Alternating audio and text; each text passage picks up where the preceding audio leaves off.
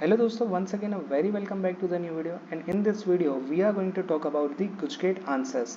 अब जैसे ही थंबनेल पढ़ा होगा आपके मन में तो लड्डू फूटने लगेंगे कि इतनी जल्दी एग्जाम का रिजल्ट आ गया।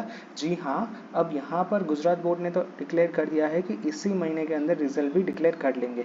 क्या है हेडलाइन? 1.34 लाख विद्यार्थियों परीक्षा आपी, एक विद्यार्थी सामे कॉपी केस। अब ये जो कॉपी केस हुआ है जामनगर से ये बाहर निकला है कॉपी केस कि जिसके अंदर यहाँ पर एक स्टूडेंट्स मोबाइल लेके पकड़ा गया है, तो जिसके सामने यहाँ पर कॉपी केस की यहाँ पर कंप्लेन हुई है। ठीक है, ગુજકેટની આન્સર की 2 દિવસમાં આવશે આ જ મહિનામાં રિઝલ્ટ।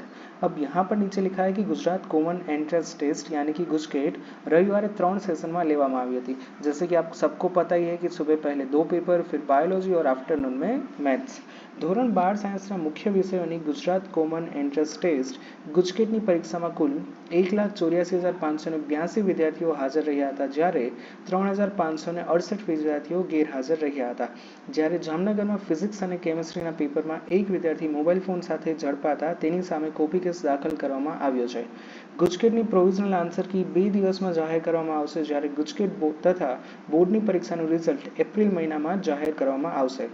અમદાવાદ ગ્રામ્યના 6,143 વિદ્યાર્થીઓ અને અમદાવાદ શહેરના 11,424 વિદ્યાર્થીઓએ ફિઝિક્સ કેમિસ્ટ્રીની પરીક્ષા આપી હતી, જ્યારે બાયોલોજીમાં અમદાવાદ ગ્રામ્યના 3,302 तथा शहरना 5,884 विद्यार्थियों हाजिर रहा था।